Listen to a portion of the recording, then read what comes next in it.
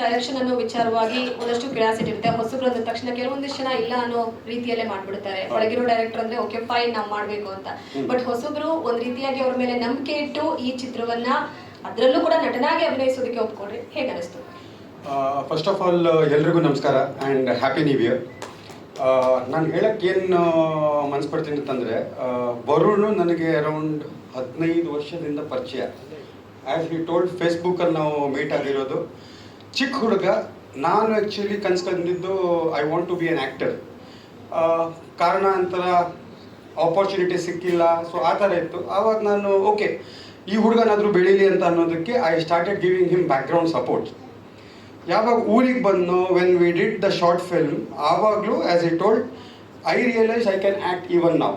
So ನಾನು ಅದನ್ನು discuss ಮಾಡಿದೆ and he had a beautiful story actually. ಇದನ್ನು ಆ್ಯಸ್ ಎಲ್ಲರೂ ಹೇಳಿದಂಗೆ ಮುಕ್ತ ಅಂತ ಅಂತೀರಲ್ಲ, ಅವನು ಆ ಸ್ಟೋರಿನ ಆ್ಯಕ್ಚುಲಿ ಬರೆದಿರೋದೇ ನನ್ನ ಪರ್ಸ್ನಾಲಿಟಿ ನೋಡಿ. ಯಾಕಂದರೆ ನಾನು ಆವಾಗ ಎದ್ದಿದ್ದು ನನ್ನ ಗೆಟಪ್ಪು ಆ ಥರ ಇತ್ತು. So he was happy and he said, ಅಣ್ಣ ರಾ ಲುಕ್ ಇದೆ, ಮಾಡಿಬಿಡೋಣ ಅಂತ. So I said okay. Daddy ಹತ್ರ ಮಾತಾಡಿದೆ, ಡ್ಯಾಡಿನೂ ಒಪ್ಕೊಂಡ್ರು, ಮಾಡೋಣ ಅಂತ ಆಯಿತು.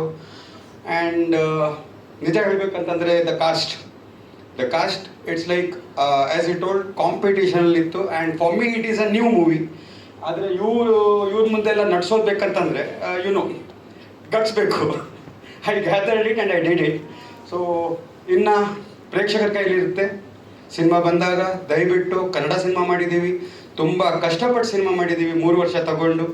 ಸೊ ದಯವಿಟ್ಟು ಸಿನಿಮಾ ಮಂದಿರಕ್ಕೆ ಹೋಗಿ ಸಿನಿಮಾ ನೋಡಿ, ಹೊಸಬ್ರನ್ನ ಹಳಬ್ರನ್ನ ಎಲ್ಲರನ್ನೂ ಪ್ರೋತ್ಸಾಹಿಸಿ ಕನ್ನಡ ಇಂಡಸ್ಟ್ರಿನ ಗೆಲ್ಲಿಸಿ ದಯವಿಟ್ಟು. ಯಾಕಂದರೆ ಇವಾಗ ನಾವು ನೋಡ್ತಿರೋದು ತಮಿಳು, ತೆಲುಗು, ಮಲಯಾಳಂ ಸಿನಿಮಾಗಳು ಕಿತ್ಕೊಂಡು ಹೋಗ್ತಾ ಇದೆ. ಆದರೆ ನಮ್ಮ ಕನ್ನಡ ಸಿನಿಮಾ ಅಂದ ತಕ್ಷಣವೇ ಜನರು ಥಿಯೇಟರಿಗೆ ಬರಲ್ಲ, OTTಗೆ ಬರೋಕ್ಕೆ ಕಾಯ್ತಾ ಇದ್ದಾರೆ. ಸೊ ಈ ಥರ ಇರೋದ್ರಿಂದ ನಮ್ಮ ಇಂಡಸ್ಟ್ರಿಯಲ್ಲೂ ಸಾಯ್ತಾ ಇದೆ ಅಂತ ಅನ್ನೋದು ನನಗೆ ಭಯ ಇದೆ ಆ್ಯಕ್ಚುಲಿ.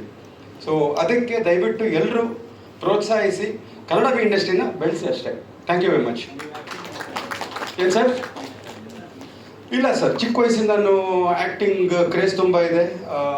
ಸ್ಕೂಲ್ ಪ್ಲೇಸ್ ಆಗಲಿ, ಕಾಲೇಜ್ ಪ್ಲೇಸ್ ಆಗಲಿ, ಡ್ಯಾನ್ಸ್ ಆಗಲಿ, ಇದೆಲ್ಲ ಮಾಡ್ತಿದ್ದೆ. And trained fighter also.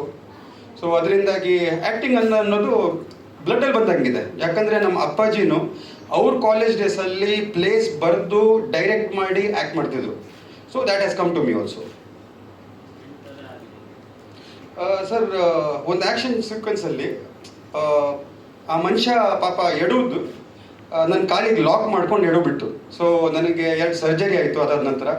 ಆದರೆ ಸರ್ಜರಿಗೋಸ್ಕರ ನಾನು ಶೂಟಿಂಗ್ ನಿಲ್ಲಿಸಿಲ್ಲ. ಫಸ್ಟ್ ಶೂಟಿಂಗ್ ಕಂಪ್ಲೀಟ್ ಮಾಡಿ ಮುಗೋಣ. ಯಾಕಂದರೆ ಸರ್ಜರಿ ಆದ ನಂತರ ನನಗೆ ಮಿನಿಮಮ್ 3 to 4 months ರಿಕವರ್ ಆಗಬೇಕು. ಸೊ ಇವಾಗ ರಿಕವರ್ ಆಗ್ತಾ ಇದ್ದೀನಿ. ಲಾಸ್ಟ್ ಮಂತ್ 26th ಸರ್ಜರಿ ಆಗಿರೋದು. Thank you sir.